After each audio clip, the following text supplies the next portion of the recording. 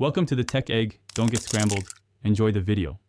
You begin by confirming the obvious but essential controls. Lower both system and app volume to under 80% and disable any temporary boosts. Next, clean the Airpods. Gently remove visible debris from meshes and charging contacts, because blockage can amplify perceived loudness. Once done, make sure your phone or laptop and the Airpods firmware are up to date. Firmware can change volume behavior. Finally, try a quick swap to another device to confirm whether the issue is Airpods or source related. Now you dig into sound controls and why they matter. Start by enabling headphone safety and set reduce loud sounds to a safe threshold like 85 dB or a percentage that feels comfortable. This caps peak spikes. Then open the equalizer and reduce high frequencies while slightly boosting mids to tame perceived harshness.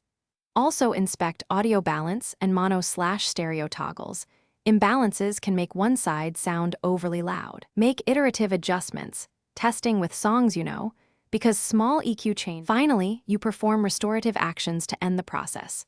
Forget the Airpods in Bluetooth settings and reset them by holding the setup button until the light flashes amber then white.